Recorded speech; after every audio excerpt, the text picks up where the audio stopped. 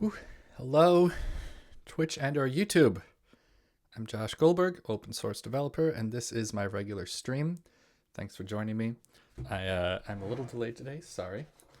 But I'm very excited to get started nonetheless. Fixing my setup and stuff. Today, I'm going to be doing what I generally do twice a week, generally Tuesdays, Thursdays when I'm not traveling, which is open source. And specifically for today, I want to get through a bunch of stuff on create-typescript-app, which is my kind of general template for making a new TypeScript application. I like working on things and then get bored and move to something else, and then it's a struggle, of course, to get high quality in the stuff that I previously worked on. So naturally what happens is little issues creep in, and I have to force myself to fix them. And as you can see from this little red X here, we have a couple of build failures on the main branch for create-typescript-app. Build failure is not good. So don't want build failures. And specifically what's happening is end-to-end test failures. 2 of the 3 end-to-end tests are failing. So I'm going to go ahead and file an issue to fix them up.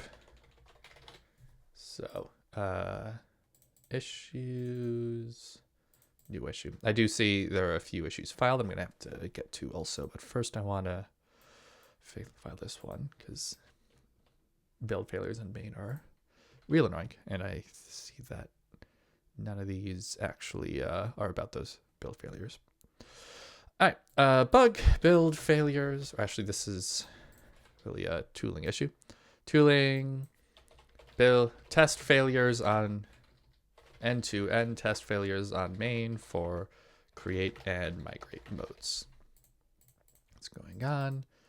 Seeing an example commit here. Example failures from this.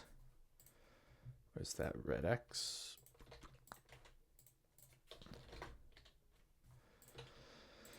And this. By the way, I'll try to remember to mention this regularly, but feel free to ask questions, chat, etc. Now I'm just going to quickly look through. So there are 2 failures here, create and migrate. Create uses the application, uses create-typescript-app to make a new repo. That's its intended purpose. And then it runs a bunch of commands to make sure that all the CI style stuff like linting and testing work on that new repo. And I'm seeing here that create is failing with unexpected trailing comma in knip.jsonc. So JSONC / comma dangle is complaining about knip.jsonc, which is odd. The migrate failure, which is a little different, is that, let's see, the package manager version is different. The migrate end-to-end test is, how do I say this? It runs the migrate command on create-typescript-app itself, which is supposed to take an existing repo and replace its tooling with the CTA, create-typescript-app equivalents, which means that when running on create-typescript-app, you do basically no changes because it's already on CTA. But it looks like we're having an unexpected change here from the package version. Now, this is actually a known issue in create-typescript-app. What is it? Here we go. Renovate PRs are getting merged with failing migration test. So the issue is that for some reason the renovate, like the automatic version, bumps are merging when they shouldn't. So I'm gonna actually think I can just quickly fix this one without doing much. So main get pull. All right. So if I look up 8.14 points, I see that package JSON was updated 3 days ago with 14.1, whereas these were 14.0. So let's just replace 14.0 with 14.1. There we go. Now this doesn't actually impact users. Sure. Bump and stored pm version 2.8.14.1, because as part of migration and create and stuff, it runs an update command. So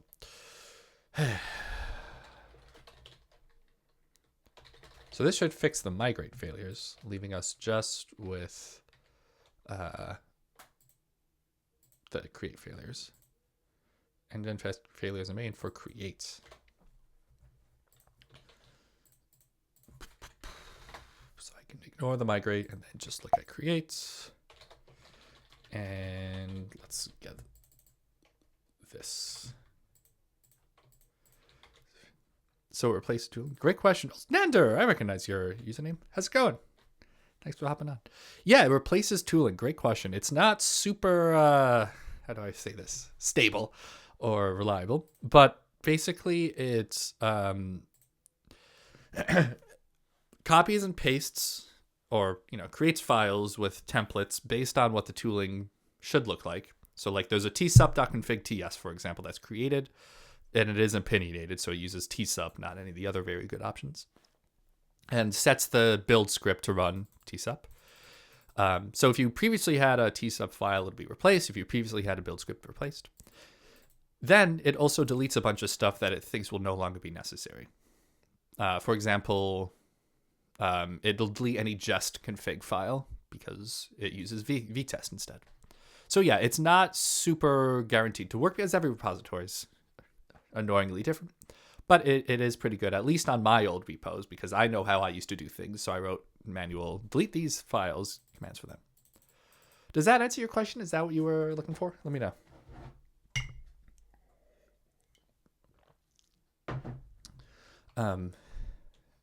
While I'm here, so let's look at knip.json-c. If I pm format write knip.json-c, if I format it with prettier, it looks good.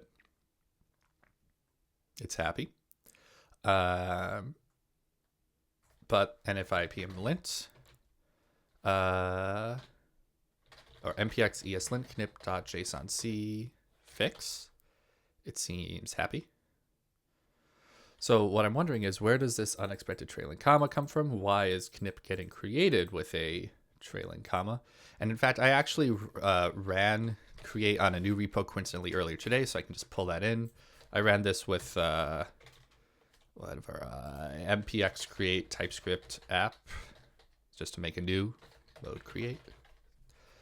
And I see that it does create it with a trailing comma. Now, that's odd. But if I look in the code, I actually have a hunch here. knip.json-c is created with the standard format JSON call. Oh, my pleasure. Any questions you have, Nander? You and anyone else, feel free to ask. I want to be understandable here. I don't want to just go off and be incomprehensible. So I see that I'm using parser JSON, which I guess is actually maybe wrong, because knip.json-c is JSON-c, which is I think a different parser for prettier. Built-in parser name. JSON, maybe JSON 5 is different. I'm not sure. Is JSON-c anywhere? No. So if I pm build and then make dir temp cd temp node repos create TypeScript app bin index mode create auto, which should just does one asdf. I should do it skip or offline. asdf just to make a new repo as quickly as possible. Then I go temp asdf knip.json-c. I see that when I first look at this created knip, it is not given the trailing comma. We are now cleaning up files, and I know there's a separate bug about cleaning up files taking unusually long, which is unfortunate. And then we do get the trailing comma. Also, why is the schema? Does this not exist? Does Knip no longer have a schema? Emma, how's it going? Thanks for hanging out. Welcome. Dist schema? Where's the... Okay, I think I should file a new issue for that. Anyway, I'll do things in order. So it looks like cleanup in temp ASDF is unhappy. CD ASDF, PMPM format -- right. knip.jsonc. Why is ASDF prettier? Why is this adding in a trailing comma? Format with prettier, whereas this one isn't. That's very confusing.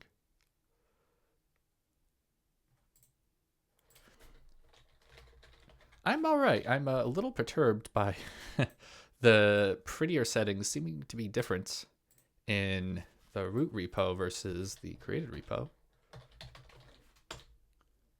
Because yeah, prettier is removing the trailing comma in my knip.jsonc here. Also, totally separately, I don't even use comments. So there's no actual reason to use JSON-C. So you know what? I'm just gonna switch this over to knip.json. Format document with prettier. And I think that actually fixes the issue. So yeah, this is fine. So no need for JSON-C. All right, knip.json-c. So that's fun. So I'm just going to remove JSON-C from all the... But remove the C from knip.jsons. Hooray! Simplicity. I don't actually know the root cause, and it hasn't shown up anywhere else. So you know what? This is fine. As long as the PR works. So git status is just a bunch of changes to remove the C from extension. Open source life, doing as little as possible. Chore, remove C from knip.jsonc. Extension. Yep. Oh, git checkout be knip.json. No C. Emma, do I remember right that you were talking at one point about accessibility? I know you're an accessibility person. Anyway, did you see the thread on any of the social media networks about color contrast algorithms? I feel like you would have been amused, entertained by it. Anyway, no worries if you're actually just lurking and hanging out. But there's interesting Shields issue where we're talking about how do I describe this? Color contrast for their color schemes on the badges. You're always talking about. Welcome to the life. Yeah, so scroll all the way to the bottom. We're looking at improving the color contrast of the text on like the pre-built badges and also just in general for everyone. That is one posted, I think, yesterday, the day before. Yeah. I'm having a great time with it. Learning that everyone else hates the current color contrast algorithm, but the WCAG 3, which will introduce the better new one, is nowhere near ready. So that's fun. I knew we all hated the current algorithm. I didn't realize how much we hated it. Or that WCAG 3 is like, people are not yet recommending it. You push you order knip.json. No. Cool. So this should fix... this should fix the create issue.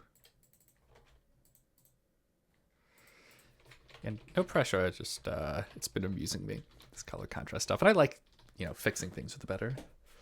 I don't know why the trailing comma is happening, but there's no need for the file to be JSON-C anyway. Only used to have comments. Yeah, when this repo was newer, I put comments in there of like to-dos, fix this up, but I haven't done that in a while. I also just realized I haven't been posting online. Thanks for the reminder. So, oops. First, annoying failures on the main branch. Filing and issue for annoying end-to-end test failures on the main branch.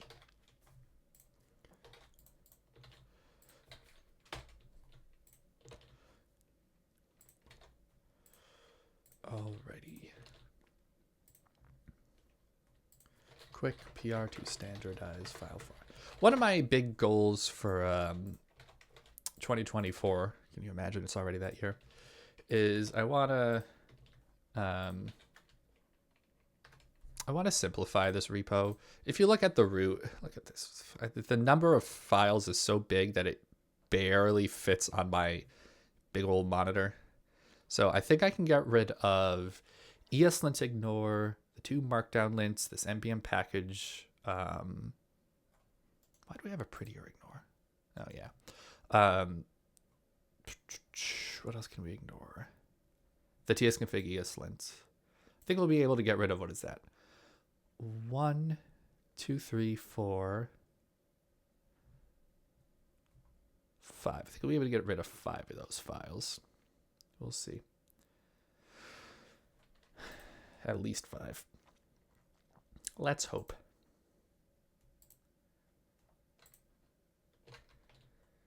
And unfortunately, these tests tend to take a while to run. So I'm going to look through the other issues I've recently filed. I guess in the meantime, I can triage. So feature added git pre-push script from Dan Vanderkam. Fun fact, Dan Vanderkam, who is awesome, is the author of Effective TypeScript, which is one of my favorite TypeScript or dev books. And there's a new edition of it coming out soon, which I got a peek at. It is awesome.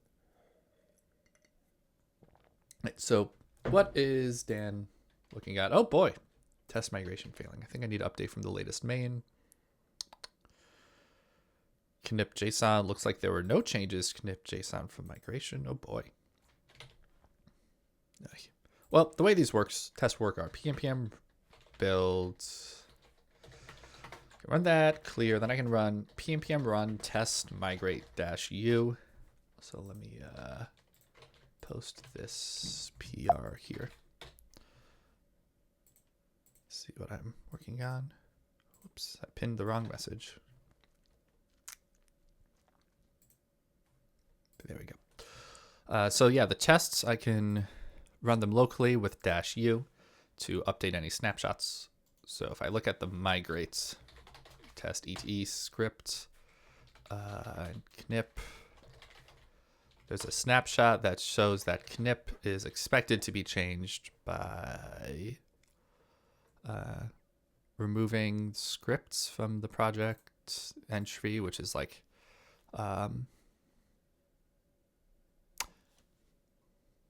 I forget why those are needed. I'll have to look into that. Anyway, ignore binaries should be removed when you migrate because the template for ignore binaries, or for the template for knip, doesn't expect that to be there. Anyway, the entry script is... Oh, I remember. Entry says these are the files that can be run. So like index.ts is an entry file. Script is also an entry file, and that's where the end-to-end tests are stored, like migrate test ete. Then the project, which is where it looks at files, is source star.ts. Excuse me. So knip should also look at script files, not just source. Clean up files take forever. Anyway, while this is running, Dan Vanderkam proposes that we set up a pre-push hook, excuse me, via Husky that runs lint scripts. This will save you time and context switching when there are lint errors. Slow down get push, but that's much more palatable to me, at least, than slow down get commit. Additional info. CTA sets up a pre-commit hook that runs prettier for you. Yep, pre-commits aren't my favorite. A lot of people don't like pre-commit hooks. Prettier is fast and doesn't generally fail, so that's not so annoying. But when you push to a PR branch, only to find out in CI that there's a spelling mistake, maybe spelling could be run as a pre-commit when you have it enabled, but this could be a slippery slope to slow commits. I find pre-push to be more palatable. When I'm pushing to GitHub, my expectation is that I'm about to context switch anyway, so I don't mind waiting a few seconds. It's going to save me a round trip to the GH Actions UI to find out about some failing linter. So in Dan's repo, he's set up pre-push, which will run all the lint commands, except for lint packages. Oh, hey Darren, welcome back. Thanks for hanging out. Great question, appreciate it. Do I like squash and merge or what? I like squash and merge, and I'll I'll tell you why. I'm also curious what your preference is. Um, I hate how long this cleaning up files thing. Squash and merge. I don't like having to manually massage Git history. I can do it. I'm perfectly competent with rebasing, with force pushing, and so on. But, yeah, I think it's an expensive time and a difficult thing to do for many. It's a barrier to entry, and a lot of people are not as familiar with Git as I am, or others who are big fans of other strategies such as rebasing. This is specifically why I prefer not to ask for rebasing. So I don't like rebasing because it's harder for people. It means it's harder to contribute to the repo. Instead of just asking someone to do code and all the million other implicit tasks you're supposed to do, now we also have, managing your Git history. However, I do think it's useful to have a Git history on your main branch, your default branch. That's generally speaking one commit per unit of change. So for me, that's often one commit per pull request. It's easier for tooling to figure out what the breaking changes are. So I generally want all my PRs to be squashed into one commit. So I don't like rewriting history and I want one commit. Therefore, I prefer merge squash. Ta-da. Some people go crazy with commits. It's like they commit push in every line change and then history is just useless. Yeah, that's why within one PR, the Git history is not super useful most of the time. If you have a huge pull request, it can sometimes be useful. But then why do you have a huge pull request? Much of the time, not all, but much of the time, that's actually not necessary. You should split the PR up. I also like seeing how people get to their current status of the pull request. I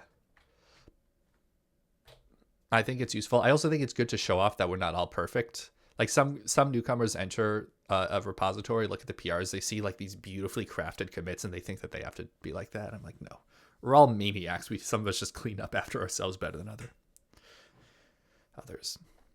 I'm glad. It seems we're on the same page there. Also, my God, why is cleaning up files taking so long? What is going on here? Irksome. I'm just trying to get my end-to-end test to pass. I think what's happening is in the... I think this is actually a different issue that's been previously filed. So I'm just going to go over to that.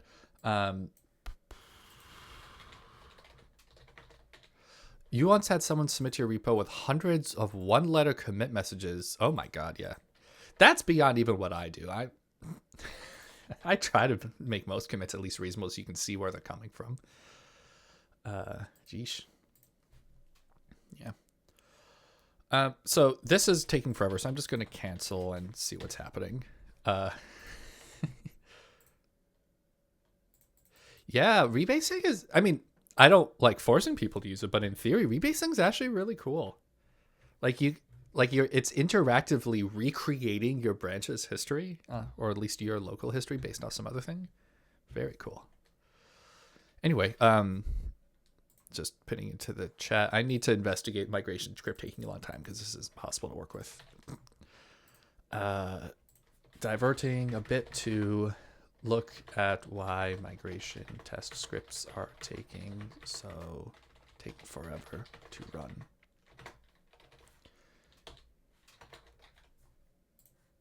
Let's see how the copy and paste with the emoji works. I've seen that in some clients, some social media things, copy and pasting emoji from one to the other doesn't work great. Looks like Blue Sky is not a problem source.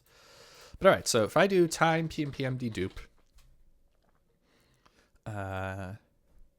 pnpm dedupe takes longer than I would have thought, given that everything is offline cached. It looks like it does some kind of install, but like 5 seconds, 10 seconds, not terrible. If we do time pnpm build, ESM generation is not so bad. And then DTS building is 10, 15 seconds.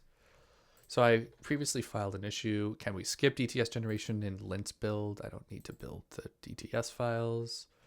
And then I filed an issue on TSUP for this, which is 2 weeks old and no one has responded to. That's not great. Just out of curiosity. So they don't generally looks like they're having a hard time keeping up with the backlog. Yeah, not a lot of issues have labels applied. A lot of stuff has just been sitting there. What's the commit history look like? I'm wondering if TSUP is still active. Okay, it doesn't look like TSUP's had a commit since November. So I'm actually going to put a personal to-do to reach out to them, see if they want any help with maintaining. Not great, because I rely on this, and I really want it to keep going. Oh, I don't follow them. Yeah, so I'm going to pin that as my to-do item. I mean, good on them for not, constantly being working. It's good to have a life, but I don't know. Sometimes, this is the nature of open. Oh, good. Stream Elements just connected. Thanks, Stream Elements. This is the nature of open source. It's a lot of it's volunteer, often unpaid. So, all right. Anyway, so pending that. So yeah, 15 seconds to 20 seconds total for PMPM build. Not terrible. But PMPM format dash write. I'm going to go to that last because I have a hunch that format's not going to take that long. Time PM format dash write because it took 3 seconds there. And aha. So this is an interesting one. It is looking at a temp directory. Who is writing to temp? What the shit? Pardon my language. So I was unsurprised to see that it's writing to this coverage create directory. But where is temp? Does anything reference temp? Excluding coverage star. Where did this temp directory come from? Git ignore. Oh, it's temp underneath coverage create. And what's also really funny, notice here, it's coverage create, but I'm just running the migrate script. So I think what's happening is these things are taking forever because the repo git ignores by default coverage directories. And those are huge. Yeah, it took a minute and a half. Wow. Okay. So actually,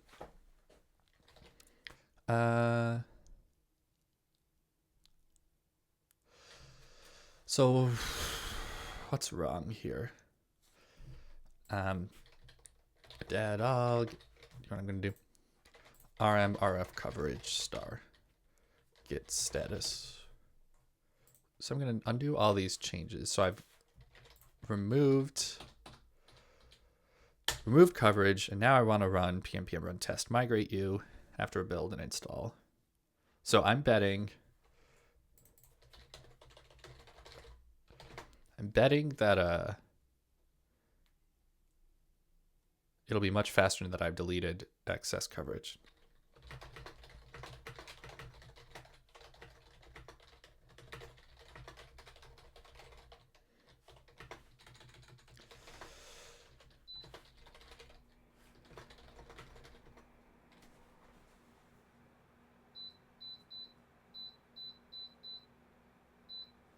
My fan just turned on. I have a little portable fan. I think I accidentally hit the timer 2 hours ago. All right. So lots of spent running through the create coverage directory. Now let's run format write again. Great. Format write is nice and fast. Look at that. That was spent in huge files in coverage create temp. Interesting. All right, so I think the conclusion here is that I should get rid of the coverage directories on running these end-to-end tests. Cool. So I did time for format. Let's do lint fix. See how, no fix, just pmpm lint. See how long that takes. Migrate test ed. Look at that. I get lint failures on migrate. That's nice. Why is this complaining? Huh? ESLint disabled and null assertion. What? What?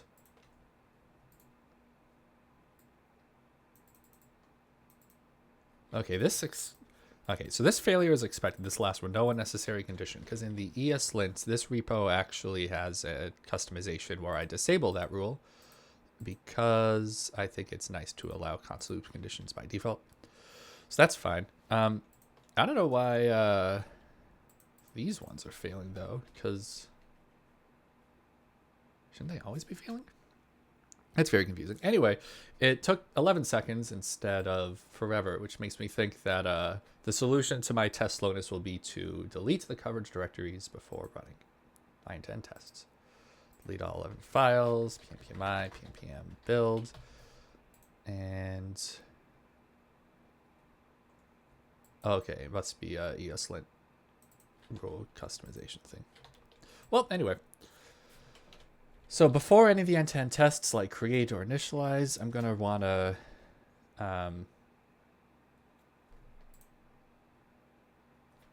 await cleanup before ends to end test. So I'm just going to make a file for this. Import $ from execa, await sync function. This thing, RF coverage. Let me just make sure this won't fail if I run it twice. This looks good. Let me just run this. Just gonna run this from the file itself just to make sure it's still working. So before and after. Before, after, good. Nothing complains. Exit, status code, whatever is allowed.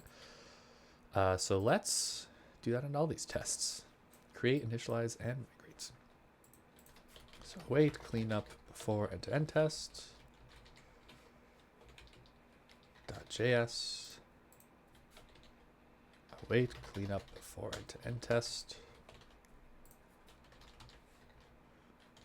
JS. Okie dokie. And I'll get stash, get checkout, main, get pull just in case. Get checkout, be clear, coverage before E to E. All right, and you know what? I'm going to do one more thing, actually. Cleaning up files. There is a command, create cleanup files command. I'm going to also rf coverage. I think that may cause some problems with Windows. You're right, actually. That's a really good point. That's a really good point. Thank you. I didn't think of that. I always forget. You know, I used to be a big Windows user, and then I would join teams who didn't support Windows, and I'd make noise. Get stash pop. But no, what I should do instead is have the clean up before it. I should have the equivalent of fs.rmdir. Node fs or node rmrf. What's the equivalent of that? Is rimraf the package people use for this? Thank you, Nando. That's a really good point. Yeah, rimraf. pmpm I rimraf d. Import rimraf. Rimraf. I want rimraf. Await rimraf. Coverage. Star. See if this works. Node script cleanup. Awesome. We both use rimraf. So after. Great. Actually, you know what? I don't even need to do this. I don't even need to do this in the migrate tests themselves. Oh, like in the migrate. I can just do this inside this stuff. I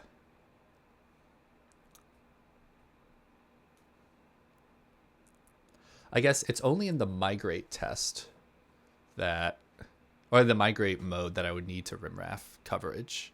Like create and initialize, those are run on a new repo. So for context, create creates a new repo. Initialize is basically the same thing, but run if you use the little like use this template repository cloner on GitHub. And then migrate is the only one run on an actual repo. So it's good to clear coverage before. Yeah, you know what? I'm just going to run rimraf and migrate. I don't need to do it in the end-to-end tests. So create cleanup files command. Let's run in migrate test E2E along with others. Migrate with options. Run commands. Cleaning up files. Okay, so here's an interesting thing. I have this general run commands function. It takes in a label and some commands to run. I believe it's only ever used by this now. I don't know if it was used with other things before. So this is actually kind of an unnecessary level of abstractions. I don't need to take in a label. It's always cleaning up files. Create, initialize, migrate, cleaning up files. So I can just pop that to const label equals cleaning up files, which is in this like with spinner utility. So label's only used once, it looks like. Pop. All right. So that's a nice little simplification there. And then create cleanup files command is only ever used in this thing. So there's no actual need for me to split run commands and create cleanup files commands anymore. Before, I guess there was a niceness of like I could unit test create cleanup files more directly, but now that I'm adding more complication, I want to await rimraf. Await rimraf. Coverage star. Why not? There we go. Nope. Import rimraf from rimraf. Is that the name of it? That's the name, right? Oh boy, what a complicated definition. All right, rimraf.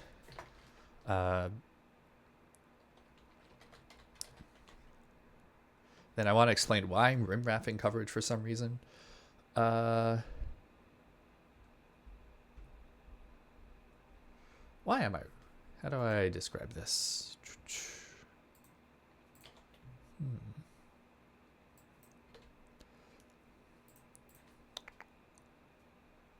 Why am I rimraffing? Coverage folders get cleaned up by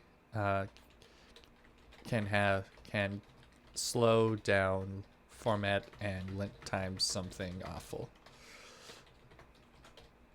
And I'll link to the issue.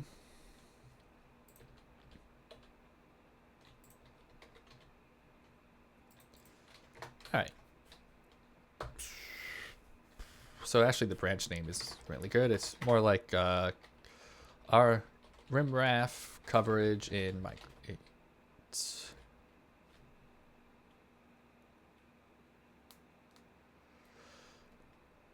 And now I'm going to make it so this only happens in the migrate. So await run commands takes in the list of commands.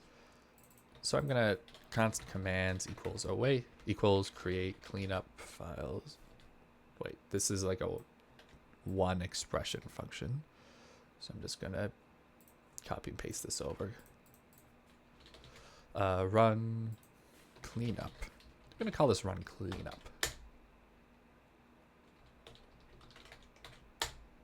Cleanup, which takes in bin dedupe mode, which is cleanup options. Run cleanup. Yeah, this is fine, isn't it? Anyway. All right, run cleanup. which takes in mode options.mode.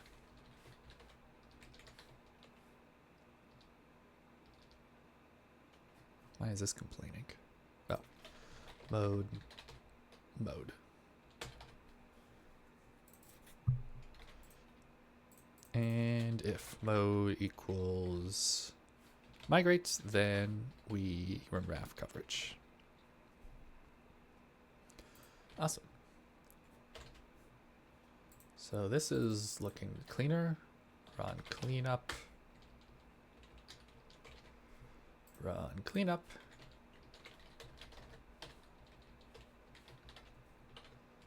Mode is... So here's an interesting thing. Previously, the commands would take in just whether to run dedupe as a Boolean, and it was only ever true with migrate with options. The other ones, though, never. Wait, dedupe was true unless you were initialized. So const dedupe equals mode not equal initialize. So that doesn't need to be taken in. Mode options dot mode. No more dedupe. No more dedupe. And mode is not optional, so mode options.mode. So I'm really just passing in two members of the options interface. So I'm just going to clean up my imports, delete all the unused ones automatically. So I can actually simplify this by just passing in options. Where we pick options from the types, and we just want bin or mode. Little TypeScript trick there. So yeah, I'm just going to pass in options. Previously, we were coercing bin to a Boolean before, but like it's fine. We can just allow the implicit coercion, truthiness, whatever.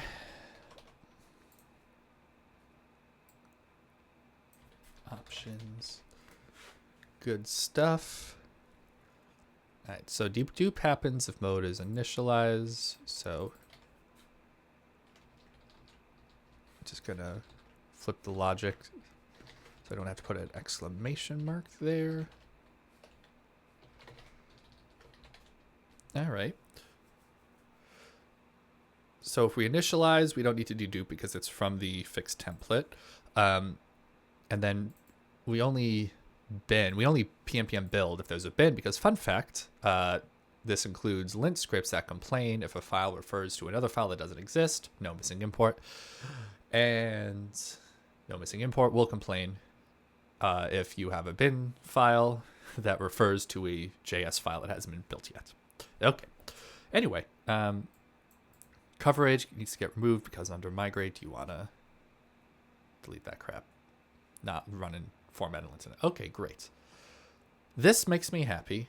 So git add all, git commit m. Should I mark this as a fix or a chore? I think it's technically does impact users, because if they had coverage directories before, this would make them slow. So fix rimraf coverage directories in migrates with in migrates.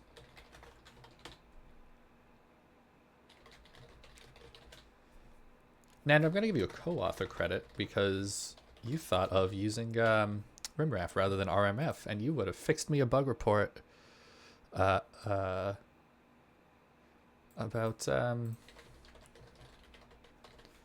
Windows support. Wait, you were talking about being slow, isn't that perf? You're right. That is perf. Well, is it should people have their coverage directories deleted when switching to this? I don't think that's... Yeah, you're right. Perf. Co-authored by Manager TGA. Much appreciated. Fun fact, adding someone for their... Oh, I don't follow you yet. That's a mistake. Adding someone by their GitHub username is something I added to support in my auto contributors bot, but isn't actually part of the co-authored by spec. So that's fun.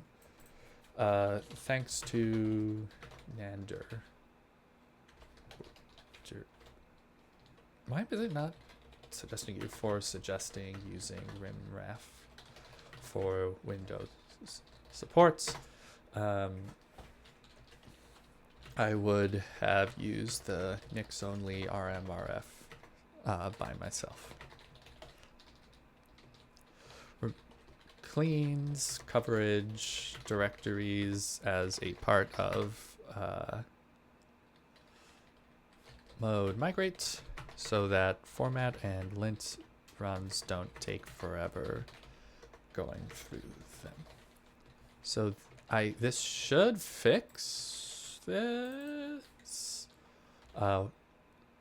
Could improve. It doesn't, I think, fully fix, but it does improve the issue. So let's create the PR, and then you know what? PMPMI, PMPM build, clear, PMPM run, test, create. Let's see what the create test looks like under this.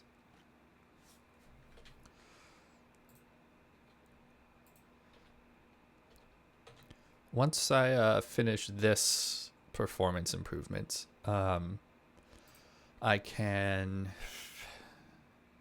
then go back to the other thing I'd started, which was the remove C from connect.json-C, and a little more quickly figure out why the migration test is failing locally. So I think this fix should improve speed for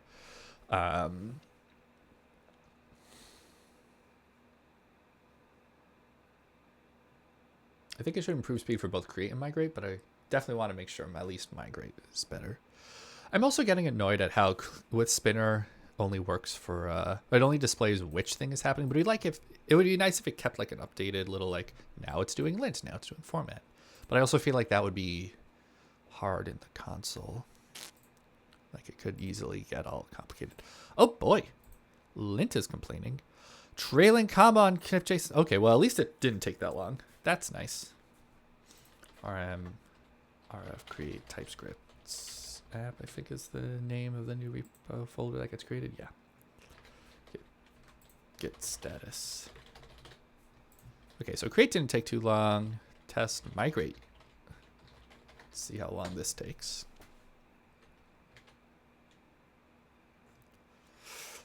Why is this failing? This knip.json-c and migrate test. Looks like there were no changes to knip.json from migration. Question mark. But there is an obsolete snapshot. Very confusing.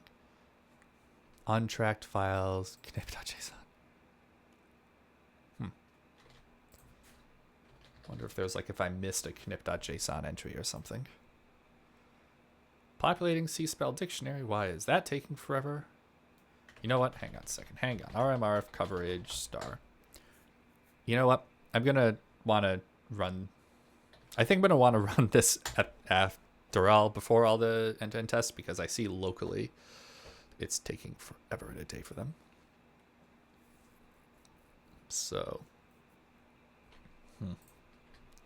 I'll just queue that change up. Create. Git add. Git reset hard head. I forgot to undo the changes, and the changes included removal of the stuff I needed. So that's not good. Create ET, init ETE, migrate ET. Honestly, I don't even need to do like a shared script. I can just array to rimref coverage star. And then if there's other shared things that happen, I can just then do a like whatever, a fancy thing.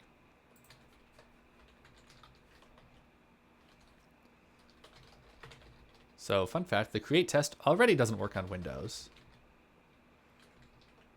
Coverage star and repository. So this actually fixes the coverage test, or the create test. That's nice. All right, cleaning up files. PMPM run test, PMPM run format -- right. See how long that takes. Not too long. I forgot to add a time, but it's fine. PMPM run build. See how long build takes. Should be just a few seconds.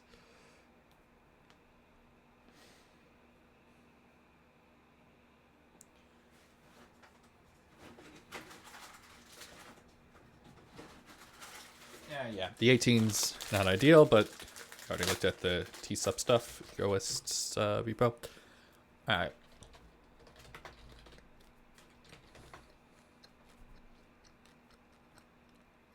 My tummy is hungry. What is the phrase? I'm hungry. Under run cleanup, it's time PM lint fix. Am I testing Git? First of all, hi Kevin, thanks for showing up. How's it going? Second of all, I'm sorry, I don't follow what you mean. But lint is taking 10 seconds, which is much better than before, so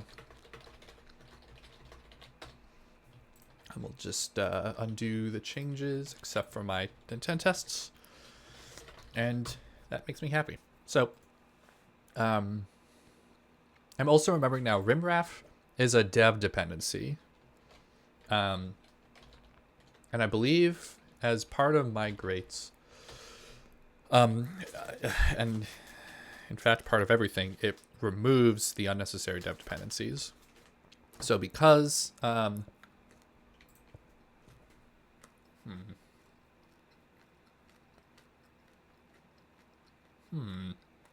because this is only used in dev, I believe I want pnpm uninstall. I want to uninstall them, which is under this skip uninstall option. Aha! Uninstall packages. Here we go.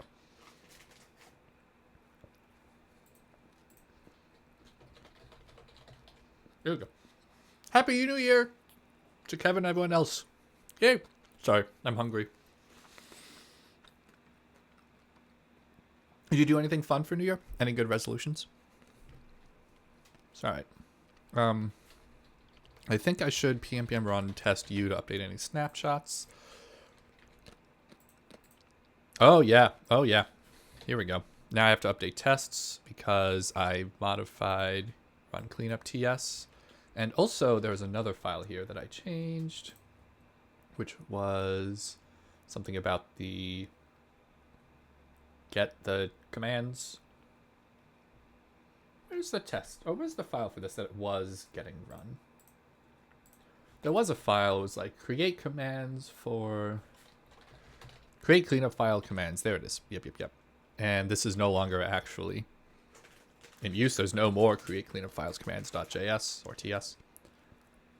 So I'm going to move these tests in here.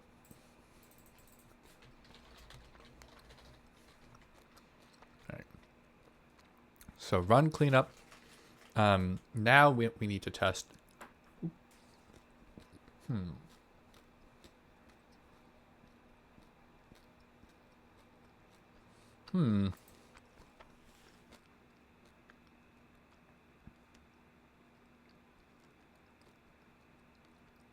You know, I see why I split it out before.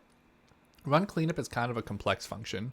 It's got this array of things that they can run in the cleanup stuff. Demian, hello. Happy New Year to you.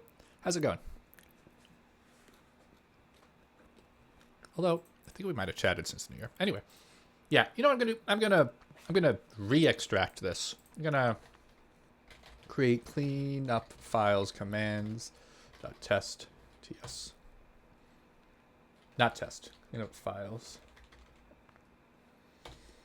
Actually, you know what? It's just cleanup commands. There we go. Export function create cleanup commands. And I think I'm gonna, yeah. Gonna remake the same thing that was here. And it takes in bin mode, pick options, bin mode. I'm doing great. Thanks for asking. I'm glad you're doing well. I'm working on create-typescript-app. Oh, I think I might have unpinned it. Whoops. But I'm working on a PR where I noticed that the end-to-end tests and also the script that takes an existing repo and migrates it to this template are slow. So what I'm doing now is trying to fix that, and I investigated a little bit and saw that the coverage directories were getting linted and formatted. And when you run a lot of end-to-end tests, which in this repo spit out test code coverage to coverage directories, like coverage/create, creates a lot of files. So, solution, remove those directories.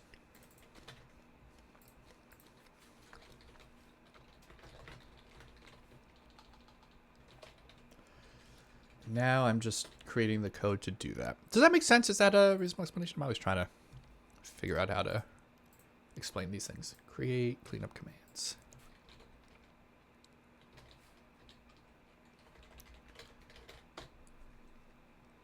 Also, is this test file in a different location? Aha, it is. There we go.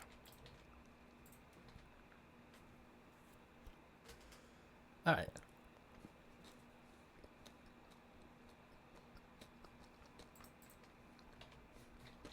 Start ESLint.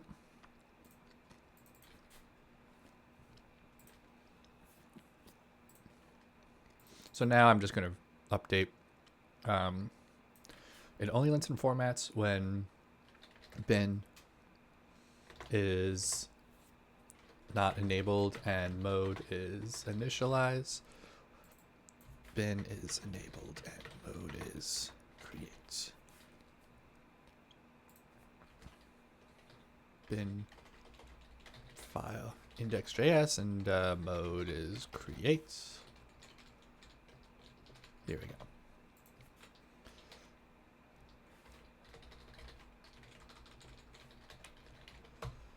All right, so that fixes some stuff. And then I still have to fix the run cleanup. That's lovely. All right. So run cleanup is complaining because instead of passing in options, it's passing in, well, yeah, the old stuff, which is a label, which is no longer necessary, and then a list of commands. So what do I do here? You know what? I'm actually going to go back to how it was before, which is I'm going to have it take in mode commands string array mode. So the test can inject the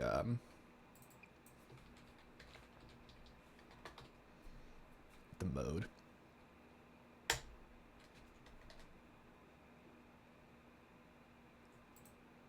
Command string. Delete unused options. Why is this complaining? It's complaining on line 56. Run cleanup is complaining that commands isn't iterable. That's weird. Mock log line. Running first failed. Interesting. I also have build failures here. I'm just going to fix these up. So instead of run cleanup options, it's create cleanup commands options and then options.mode. Just going to, yeah, that looks good to me. Cleanup options.mode. And then create cleanup commands, options.mode. Love a little refactor. All right. Why is run cleanup test TS failing? Exec a command should take in a command string, but it's complaining that on line, okay, here it is. Create with options is complaining that run command. Hang on a second. Looking at the wrong test. I want to look at one at a time. PM, run, test, run cleanup, watch. Oh, run cleanup is fine. So PM run test. So now the failing tests are just create with options. And that's it. Create with options test TS is complaining. Because, I see it's trying to mock out run commands. Run cleanup. And run commands. Okay. So I was auto mocking in vtest the wrong name of a function, and now it's passing. Yay! So if I run pnpm run test u, all the tests are passing. Yay! Update tests and also clear before E2E tests. Loading. Okay.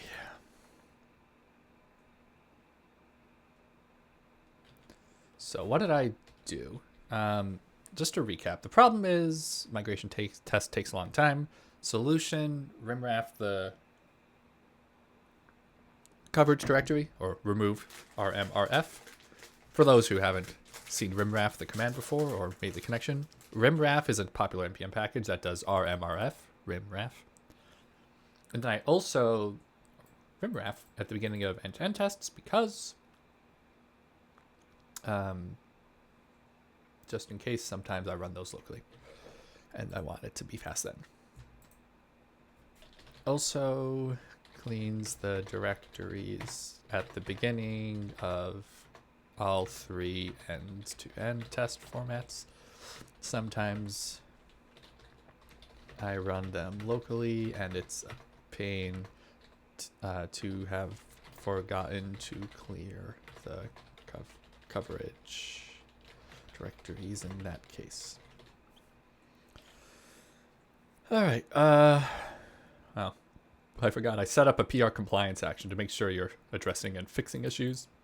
I guess this actually really does fix that issue because it's the main source of slowness. So if there's more slowness, I can always file another issue. All right. Let's see these end-to-end tests finish eventually. See how long they take. Create, initialize, migrate. Oh, good. Test create failed. But I think it's because I have a failure on main. Yep. It's the comma dangle thing. I'd started looking at this in the string. pnpm run test initialize is over a minute in. Create took a minute, less than a minute to fail. That's not bad. Not ideal, but whatever. And migrate is still going strong. Okay, finished in about a minute and a half. Not terrible. Not ideal, not terrible. Why is it still marked as running? There we go. Migrate fast, passed, initialize passed, and create failed with the same failure that's on main. Great. By the way, since it's been an hour in, hello everyone. If you don't know me, I'm Josh. Nice to meet you. Feel free to chat, ask any questions you want around any of this stuff, open source, dev, TypeScript, whatever, life. Feel free to lurk also, no worries. But, you know, let me know if anything's unclear. My goal here is to show what I do and help foster knowledge around TypeScript. Also just to chat with people. I like talking with other developers and adjacents and people in general. So, you know. Cool. So this PR looks good. Thanks again, Nander, for the tip on not being Windows exclusive. Added rimwrap as a dev dependency. Dev true. Run it along with any existing repo rimwrapping at the beginning of end-to-end tests. And then create with options and other tests update for the new name. Cleanup. I like as a name more than clean up files. Just a little naming sickness.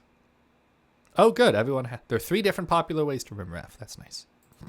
Don't believe I use FS Extra, FS Jetpack in this repo. So somewhat nested dependencies do. Rename overwrites and get URI. Great. Rimwrap. Oh, there was a fork that's a dependency of zko-chan. I believe that's for pnpm. But I'm already on 2 different versions of rimwrap. Great. Love to see it. Yeah, just looking back through all the things. And yeah, the pnpm block just shows I've added a new version. Someone else already relies on rimwrap 3.0. Just out of curiosity, who relies on rimwrap 3.02? That would be flat cache. pnpm ls rimwrap.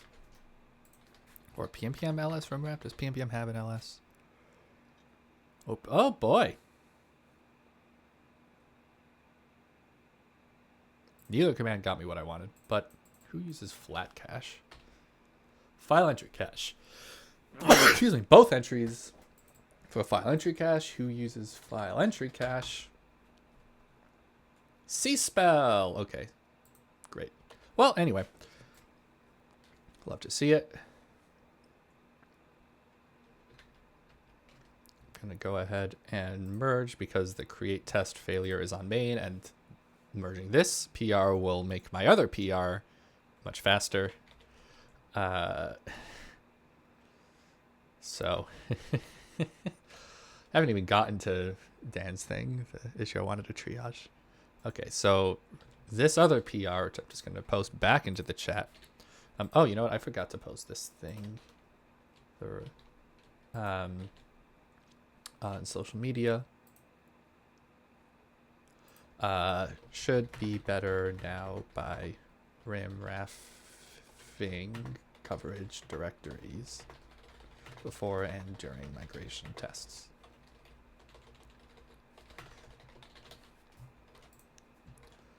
I always post these and then put them in the YouTube upload summary. Sorry if one of you is DMing me. I try to I keep those collapsed during streams for obvious reasons, and sometimes I get to them, sometimes I can't. Cool. Anyway, fixed that. Now looking at remove C, there should be an update branch. Here we go. Exit 0. My terminal's freezing. Great. Get checkout main, get pull, GHPR checkout 1247 to pull this back in.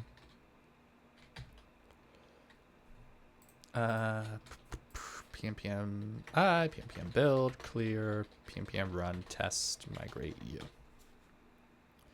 Is this issue added or still accepting PRs? Oh, I love that you're asking. Fill in test coverage for, oh boy. So it is definitely, anything that's missing test coverage in this repo is definitely accepting PRs.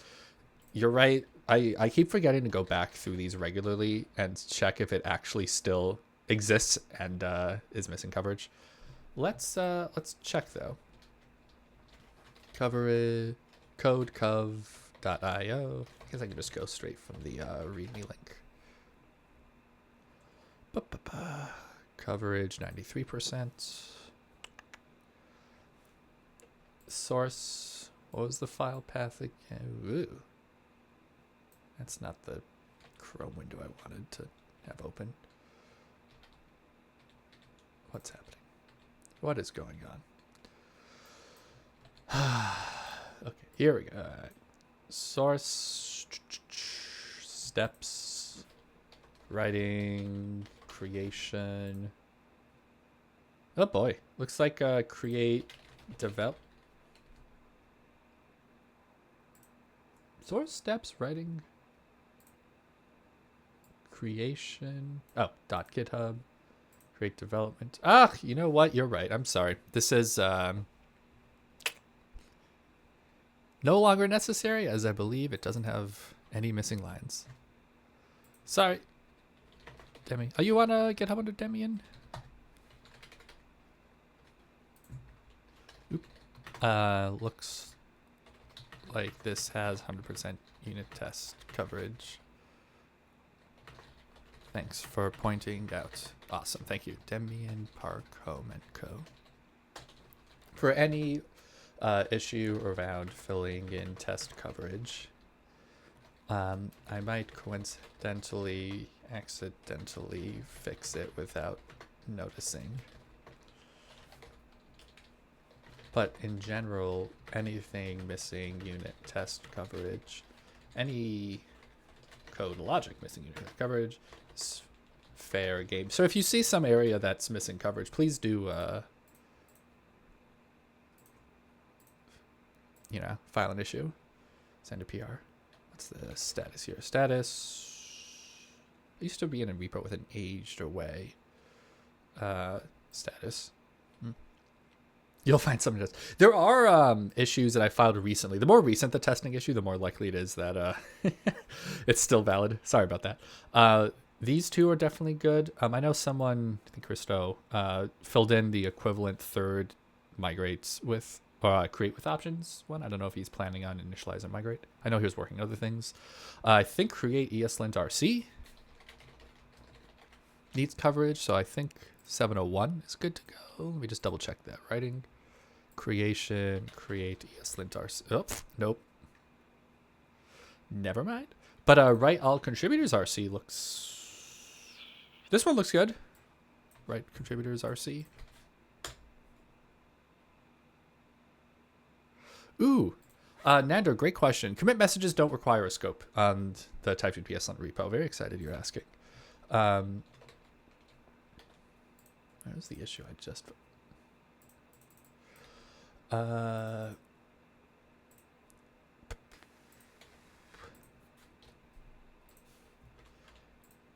just the PR for scope titles. Now let me check augment options with excludes, because I know this thing has been tricky to test. So under source, shared, options, augment options with excludes. Oh boy. Oh yeah, so this one's definitely still valid. Augment options with excludes. Have fun. What was I doing? Oh yeah, this JSON C thing. All right, so it looks like there were no changes to knip.json from migration. That's weird. There it is. I left in a JSON C. That's the problem. So I see on disk there's both knip and JSON C. Git add all, git reset hard head, PPI, PPM build. So where does the knip.json C come from? Literally no one makes knip.json C. What is happening? Did I not rename the file on disk? I forgot to rename the file. Oh my god. Okay. Forgot to rename the file on disk to knip.json. That explains it. Secure. All right.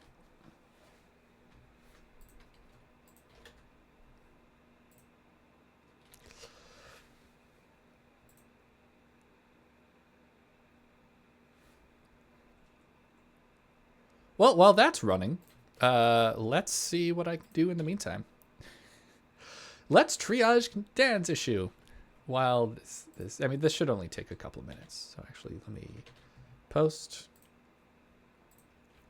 While things are running, also looking at a tooling suggestion from Stan on Blue Sky.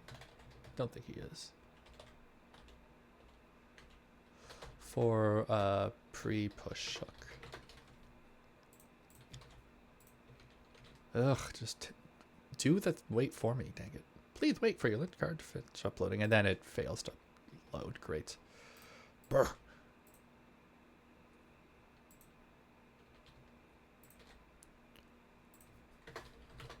Dan.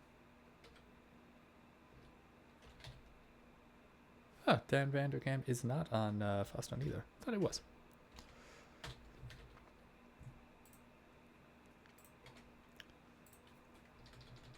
I know Dan is on Twitter.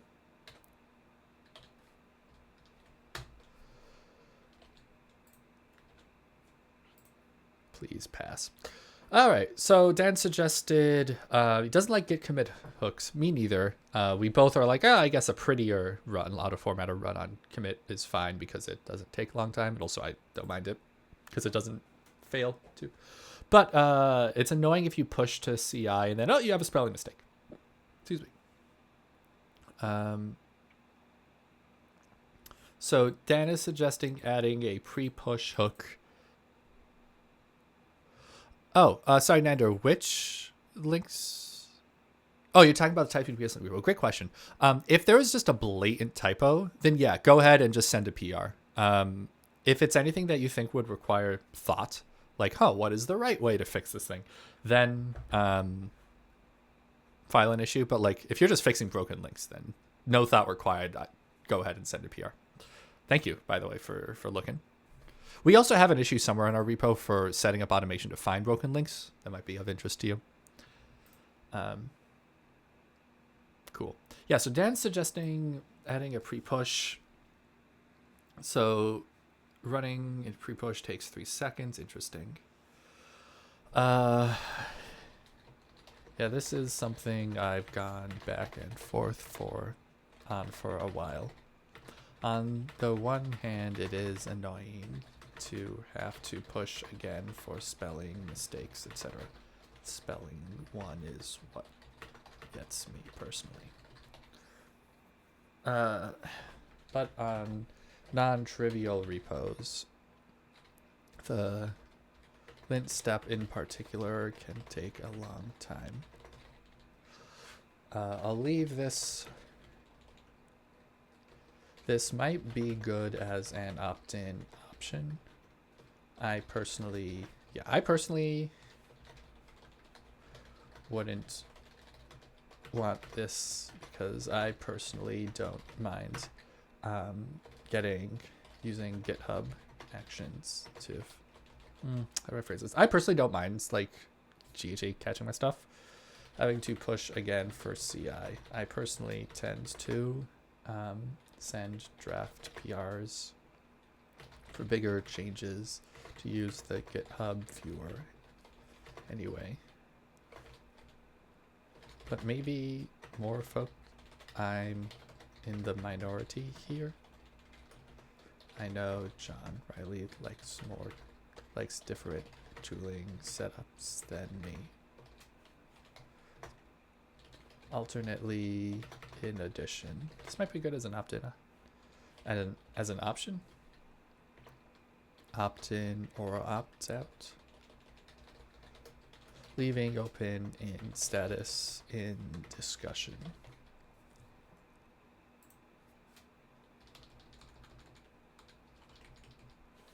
Yeah, so for this issue here, for 1243, I personally don't like this. Like, I see where Dan's coming from. It's not for me, but there is a lot of reason behind it. So I'm just going to put status in discussion. Maybe we add an option. Maybe I'm in the minority. TBD. Type feature, status in discussion. All right. And yay! Knip fixing finished. Let's see if... Is there like a summary view? Job build? No. Okay, well, anyway, fixed. Hey, glad things are faster now. Oh, good. I have 2 PRs for adding people as contributors that apparently are failing. And, oh, Nander, hello.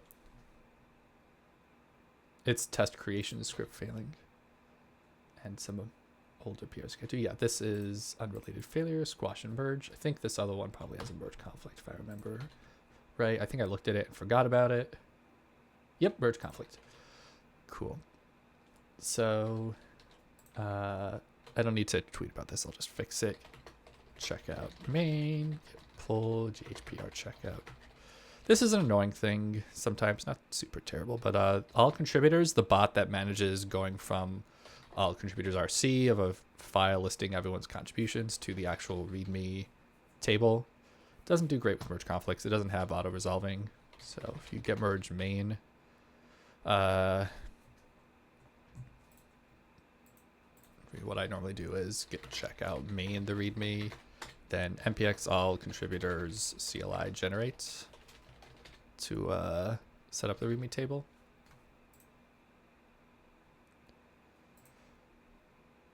Get add all, get commit.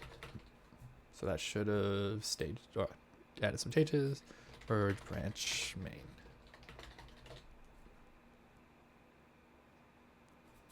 Get push. I already did. Okay, so this should work. All right. I guess I'll look at the docs pull request. I like John Riley. All right, so let's actually review this PR now. Put it in the chat, post on social media, and then dive into it. On to reviewing a docs PR from Johnny Riley. There we go. Wait a second. Is that the John Riley I know? That's a different profile photo.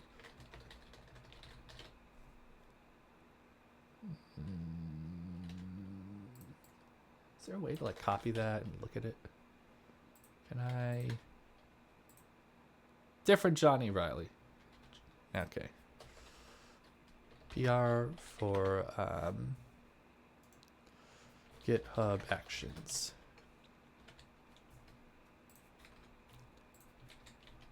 There we go.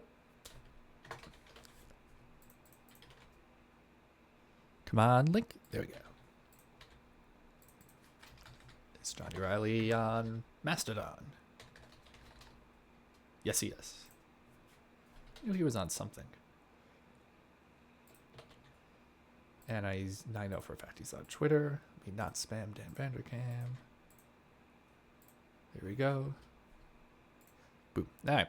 So, John Riley is one of the people who's been using this template, and I really appreciate that. Been using and talking about the template. And the template is not yet super flexible in terms of the general types of apps you can make with it. There's no like preset for a GitHub action versus whatever, like a Chrome extension or whatever. It's just, this is the thing you get with it. It has all these build scripts. Go do. So, and if you want to make like a GitHub action with it, which has a different builder typically than say like a typical NPM script, then you have to customize a bit. So this PR is about explaining how to do that. We were talking about it a bit last week. He was removing tabs. I was saying let's standardize on tabs, and it looks like I have a notification from it. It's predicting my return to work is late waste to iOS this time. So I'm just amused by that and B gonna mark. And PNPM build is running out of memory. That's not something I've seen before. It's not great. Anyway, let's refresh. Files changed. So it looks like there's still some unresolved questions. So I don't love talking in the root level of PRs. There's no way to thread, so I'm gonna make a moving here.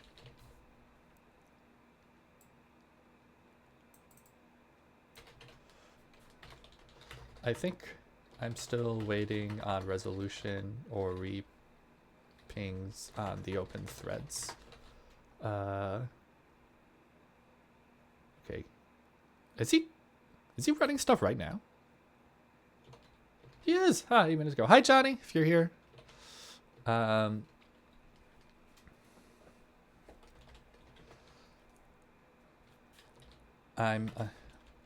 don't remember having any action items on my end. Yeah, so this is one of the common things in open source because it's so asynchronous, especially when you have people who have full-time jobs and aren't just doing this for fun and profit the way I am.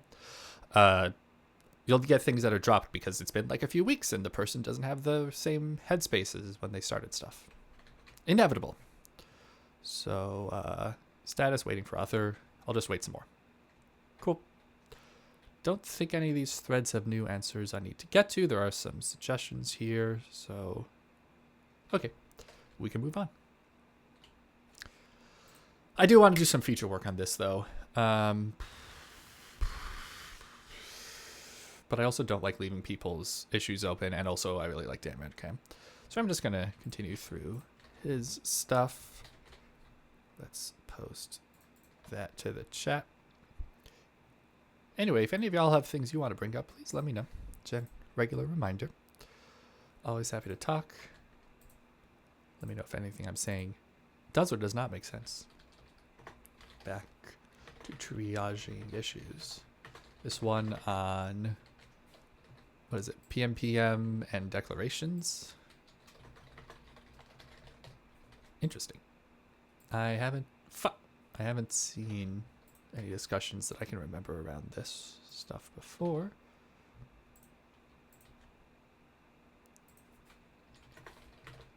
Then feed and vendor can. Done.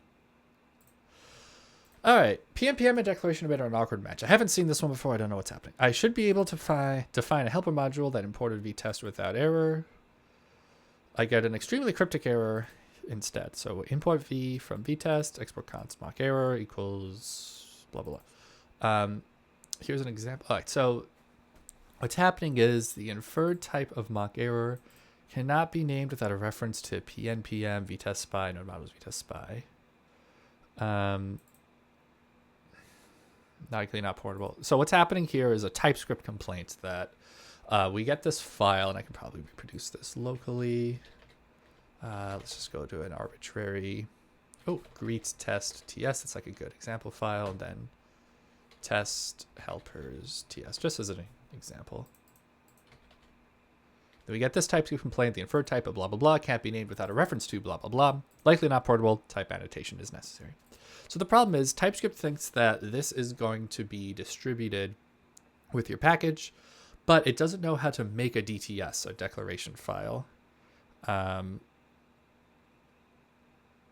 describes it, because the publish package doesn't have a type for vtest or vtest spy because it's a nested dependency.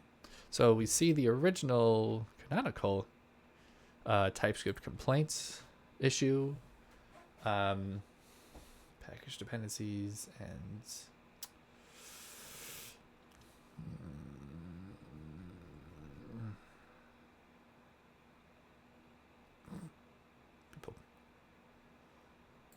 to recap and banal observations. Oh, I love Ryan's sassy sassy issue comments. Yeah, Ryan Kavanagh is one of the engineering people. I believe the term is dev lead. Yeah, so Ryan's dev lead for TypeScript, and he has to deal with all sorts of snark. And because TypeScript's a major open source project with a lot of visibility, it gets a lot of snark. So he's very used to people complaining about how old issues are. So Bane loves him. Anyway, you get this error when the declaration emitter can't synthesize a legal looking import path for a file it needs to create an explicit export for to refer to an indirectly referenced type. For example, mock errors type is actually mock instance, which comes from @vtest/spy.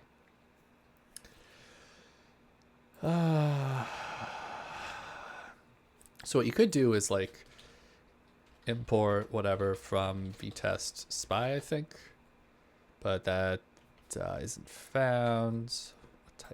What is the type of spy on?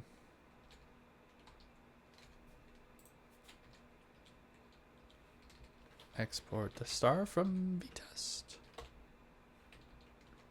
What is the type of vtest? What is mock export or mock instance? That doesn't work. Maybe mock instance from vtest. There we go. So an explicit type annotation fixed it. Huzzah.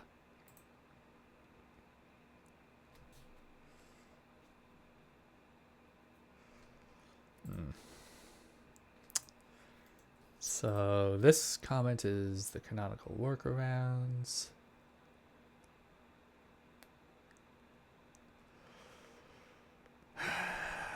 You can disable declaration emit, explicitly type the variable function, export the interface or type, add the missing transitive dependency to the direct dependencies. Yeah.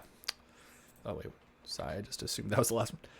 4.5 problematic. Switch from isolated mode to hoisted mode.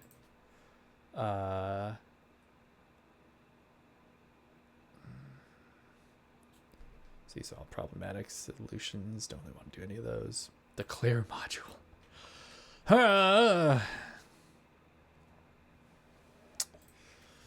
Yeah, so this is really a docs issue. Yeah, this is really a TypeScript limitation with PNPM. as you said, this is really a TypeScript implementation of PM style linking, and I don't have any great workarounds myself. I think the resolution would be a docs issue. For visibility, I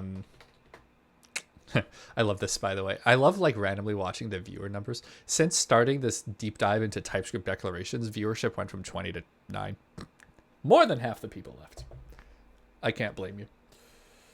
Anyway, for visibility, what's happening here is many readers. What's happening here is TypeScript doesn't know how to generate, or TypeScript thinks it can't reasonably generate a DTS file for that contains the mock error.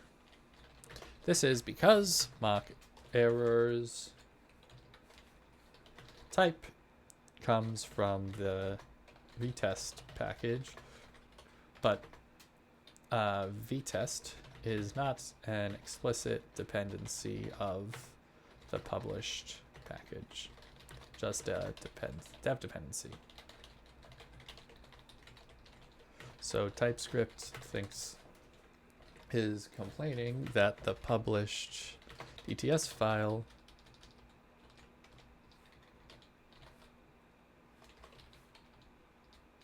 is, when I get like a bulleted list here and list items, is because mock errors type comes from vtest package 2. Vtest is not explicit.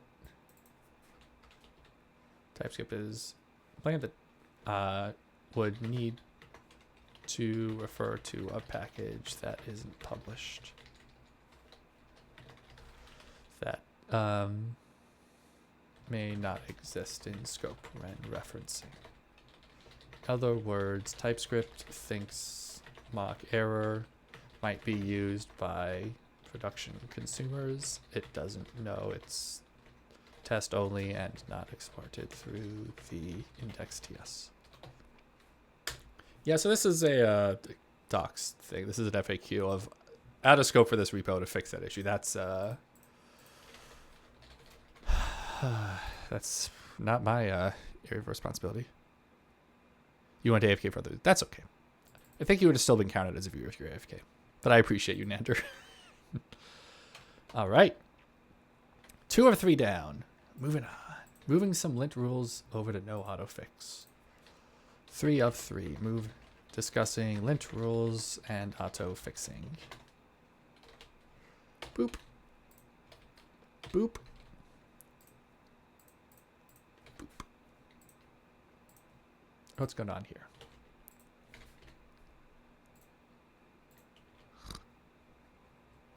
And I tried posting and pinning, and the stream manager, as usual, said unable to pin message.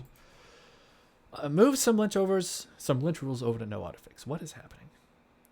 ESLint autofixes the let to const. I find this to be incredibly unhelpful. If I wrote let, it's more likely that I haven't reassigned the variable yet.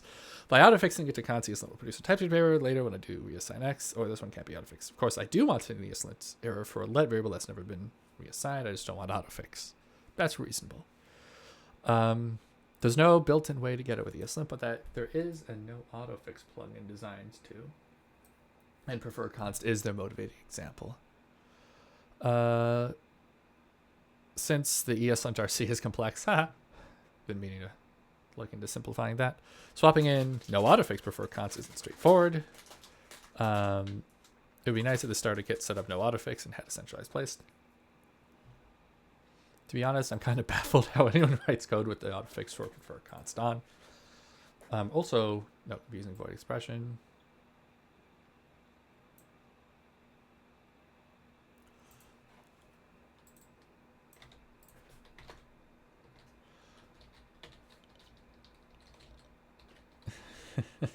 I'm curious now. I wonder if, out of curiosity, how often are your files being saved?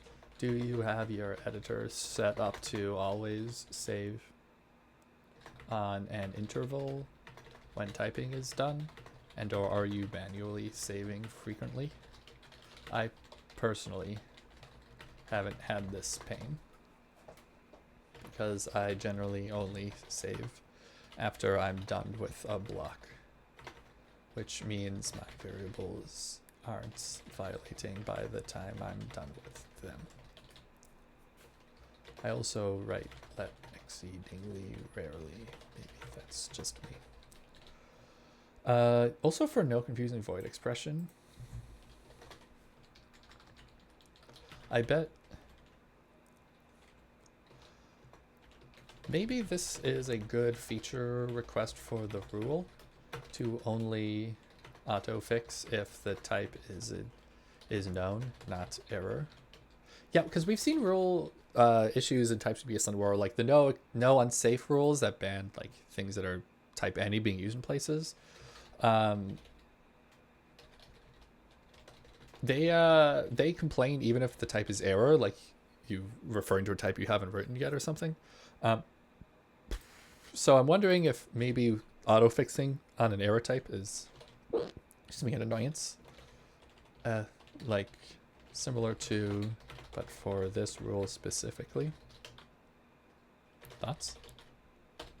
Cool. So in general, Dan is getting annoyances from a no autofix. I want to understand more about the autofixing behavior. Why is it happening so often? And I wonder if this is a feature request for the rule itself. So yeah, in discussion. Very interesting. Area. Yeah, very interesting. Cool stuff. All right. What else do I have going on right now? I haven't done as much feature work as I wanted to, and I'm a little itchy. I want to do features. So, this one was on my mind. I learned recently, thanks to Fisker, a person who works on Prettier and has worked with us in TypeScript ESLint, love Fisker, that you can now replace Prettier *** -- ignore known with Prettier dot, since as of 3.10 they changed it. So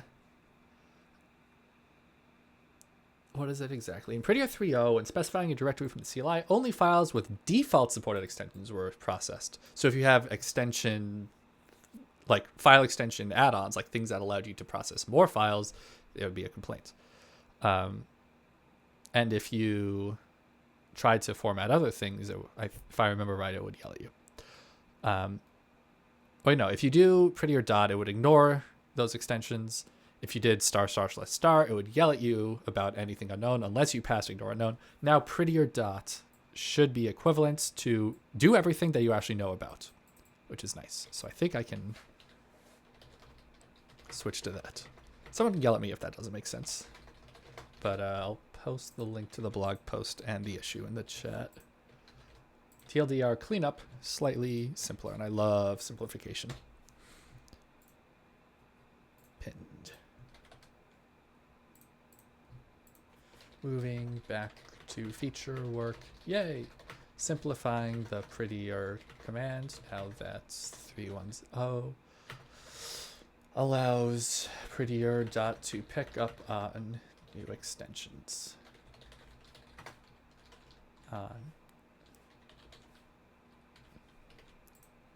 Cool. Shout out Fisker. Is Fisker on Blue Sky? Nope. Fisker on Mastodon. Don't think so. Let me check actually. You on the things, Fisker? Twitter, just Fisker. Okay.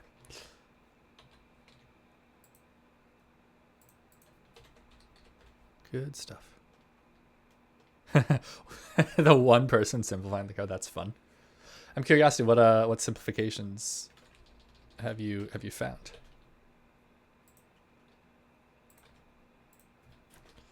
Shout out, thanks Fisker for pointing me to this. And no more spamming of the Dan. Bye, Dan.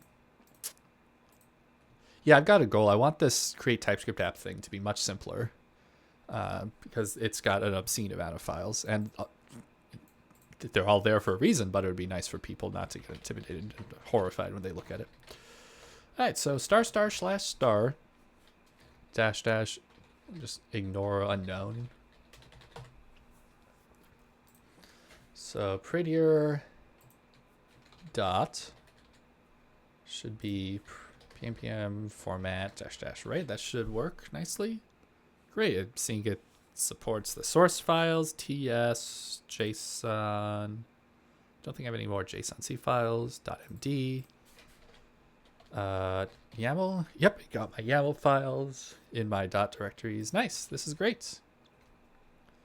This makes me happy. So let me guess. Two devs on the project. And oh no, a big refactor to merge stuff into different functions files, and you had a remace with a bird of a merge conflicts. Oof. It's how much time did it take to fix that?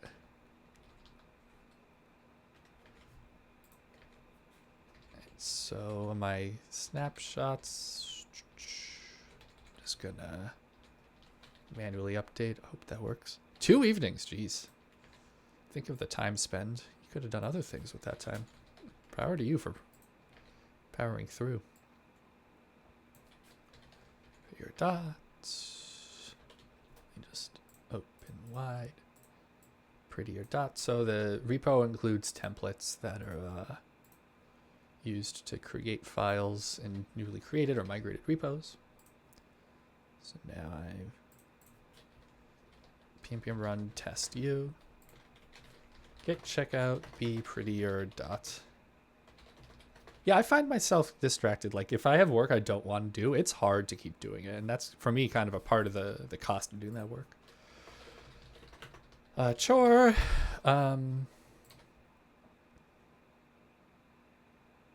Cool.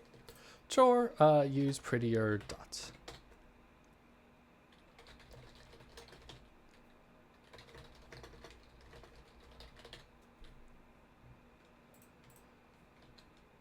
Here we go.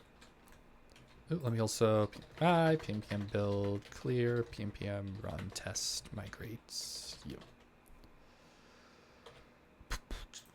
So chore prettier dot should be straightforward. I'm running the migrate test locally. We'll see how that goes.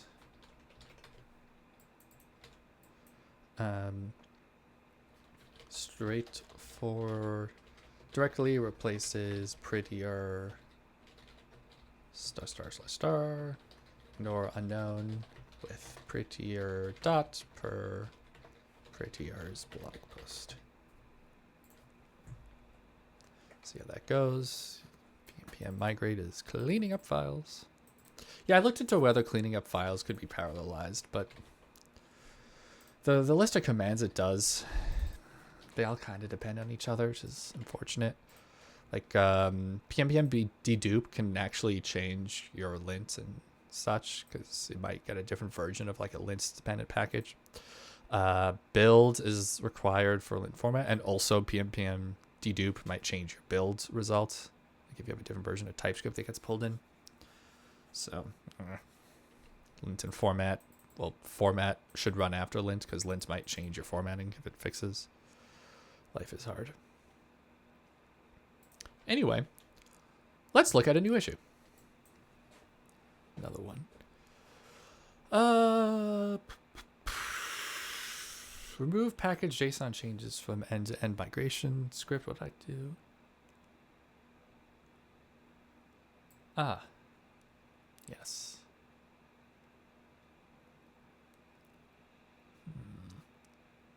Okay, yeah, I'll take a look at this one. So, remove package JSON changes. Let's post about it, then I'll explain it. Continuing simplification. Reducing changes. Noisy changes from migration. To package JSON. I think this will be the last thing I'll do during this stream. So, you know, whatever 10, 20 minute, however long it takes warning. If there are any things y'all want to talk or ask about, please let me know. And also at the end of each stream, I like to find a channel to raid. So if there's anyone you think I should raid, let me know. Otherwise, I normally just go to whoever has the fewest current viewers in the following list. Oh, did I post the PR? Dang it. Whoops, posting. Staying out of order, but PR for that prettier simplification. Yeesh. One of these days I'll automate this.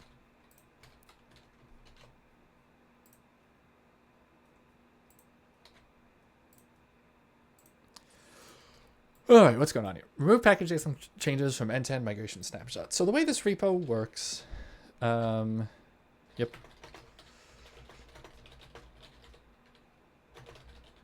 Get checkout.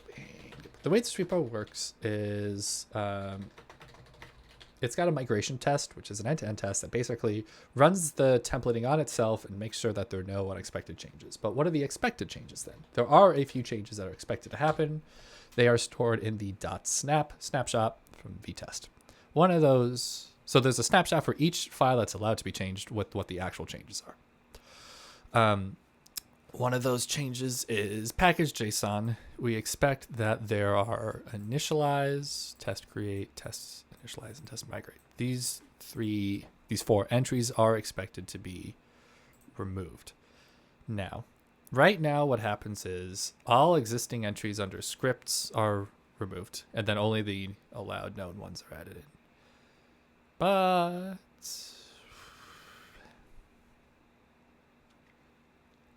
I'm wondering, should this template keep them in? And I think so. I think that it would actually be nice to keep these in, because if you actually look at the migration stuff, like these are legitimately still useful for the repo, like test create, test initialize, test migrate. And I don't want the repo or the templates migration removing stuff that might be useful. So in the package JSON, right package JSON TS, we do we manually construct scripts. But now I'm going to say ...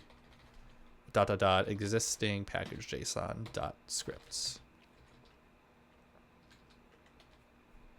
Existing package JSON is as read file saved as null object or empty object. I'm going to have to existing package JSON null or record string unknown, saying it might exist or it might be an object that has string keys and I have no idea what the values are. So existing package JSON is a record from string to unknown.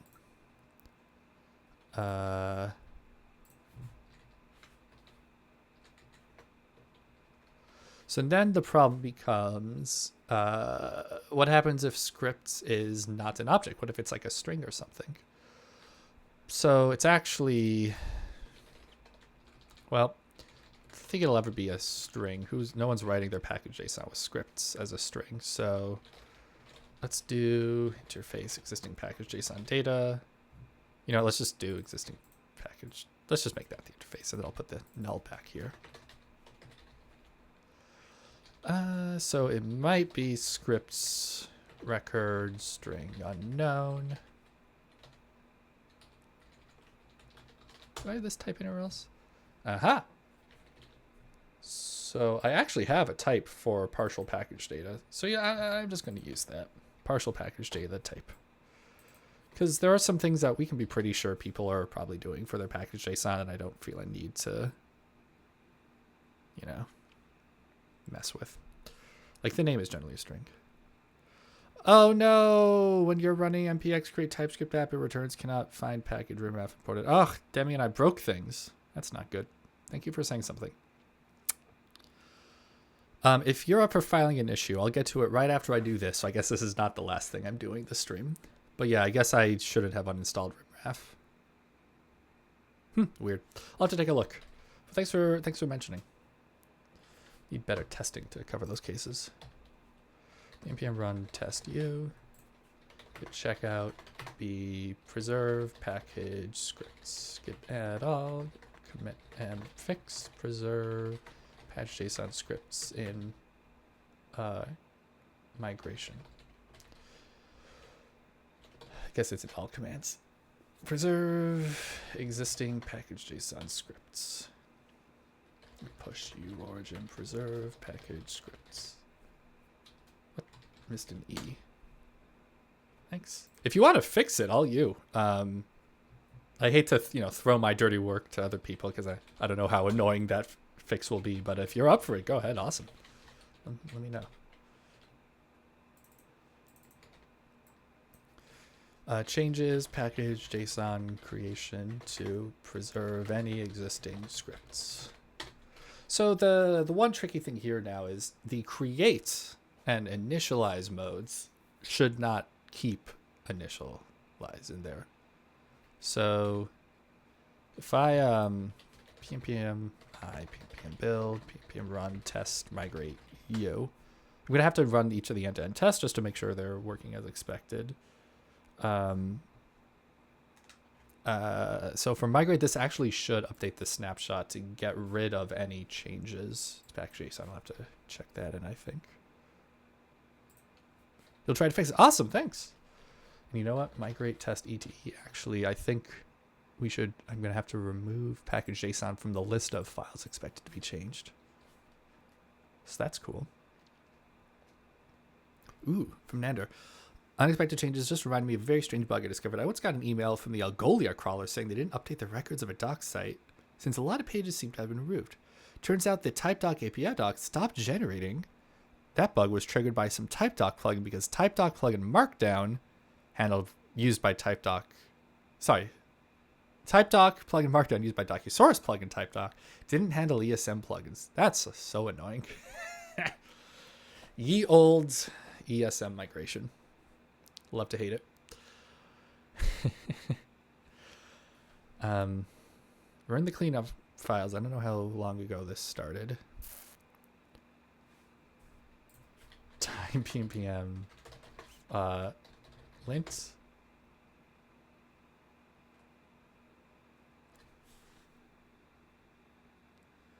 Oh boy, only 11 seconds. Time pnpm dedupe. Why is this taking so long? Time pnpm format.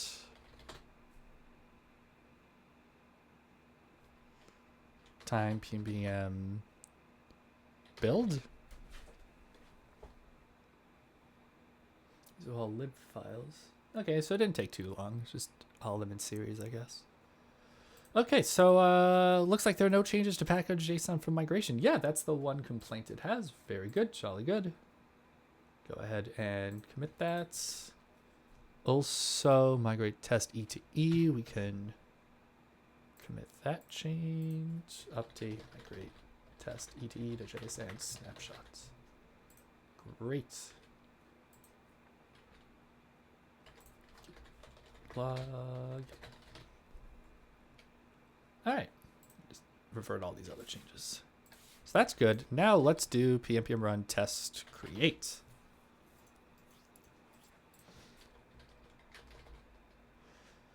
I really am so excited for us to finish this ESM migration stuff. +1 to the chat, Nando. Yeah, ESM migration will break something. You just don't know what until you find out the hard way. It's just common JS. It was just built on the assumption that all imports are synchronous, and that's no longer true. And now all the tooling is broken. Life is hard. So I'm running the create. Like once we all migrate to ESM, it's going to be so much nicer. But of course, getting there is the hard part.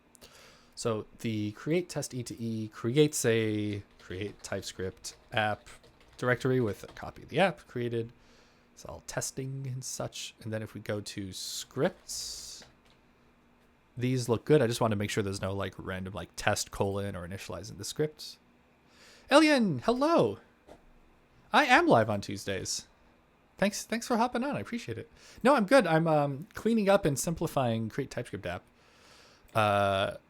Because that stuff is hard. Simplification is hard. Looks like it's going well so far. Apparently I caused a bug that Demian in the chat is working on, so that's nice. But no, things are good. How are you doing? What have you been up to?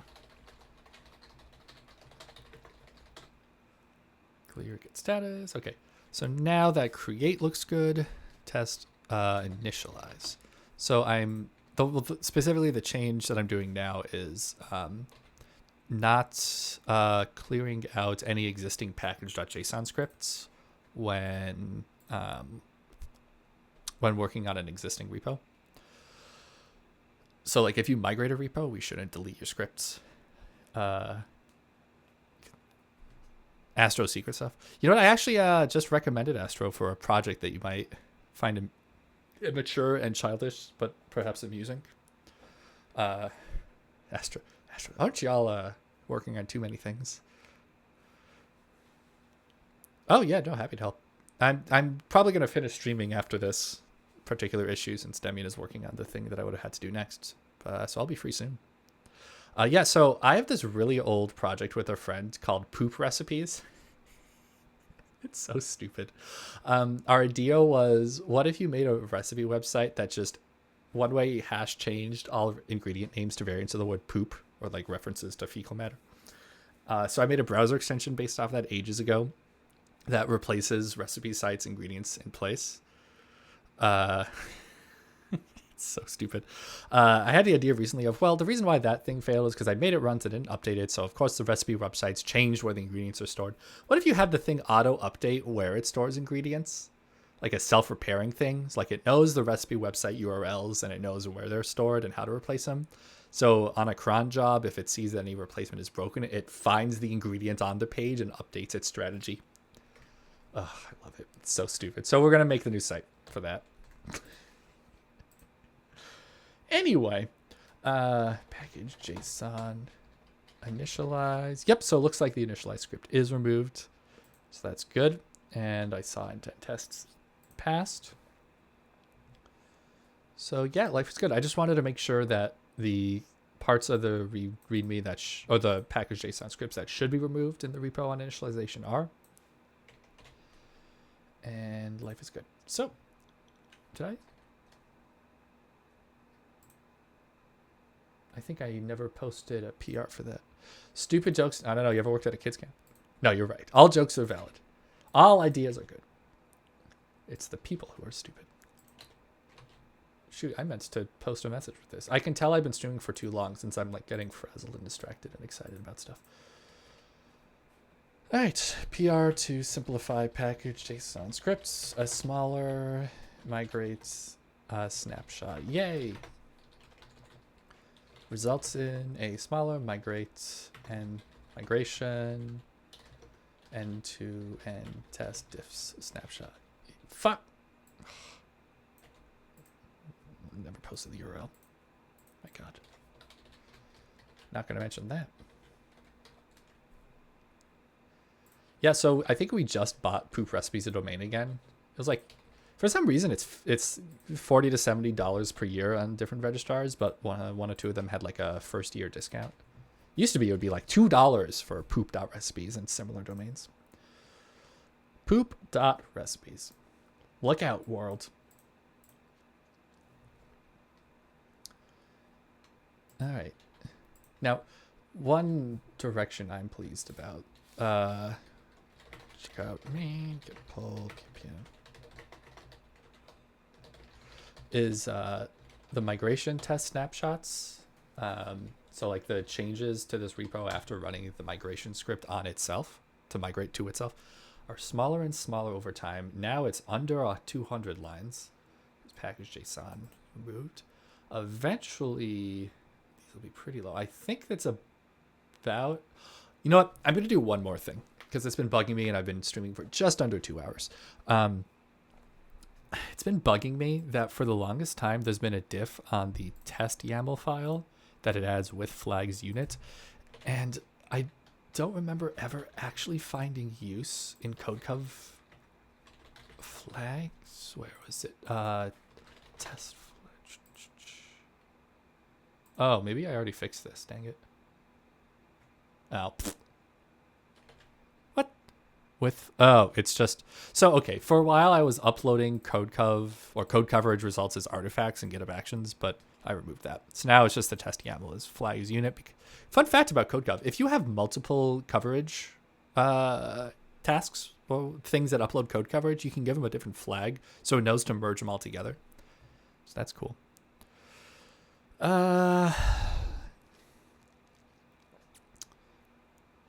Yeah. Anyway, I think I'm good to go for today. So since no one has suggested anyone, I'm just going to go ahead and raid. Oh, 3 great options here. Ship that code. Pomo Break 220. So this will be fun. Use CodeGov back in the Java days. That's a good time. Stream Elements working again? It is. Well, this is it. 2 hours. Bye. Thanks, y'all. This has been a lot of fun. Just to recap, I'm Josh Goldberg. I'm a full-time open source maintainer in the TypeScript ecosystem. I've been practicing my spiel, which is I work on projects that help you write TypeScript better, most notably TypeScript ESLint, the tool that allows you to run standard JavaScript tools such as ESLint and Prettier on your TypeScript code. Start the read. Joshua K. Goldberg and all the things. I look forward to chatting with any of you who have things for me later, and catch me Tuesdays and Thursdays. See y'all soon. Tell Ship I said hi. Sorry I can't join. Bye.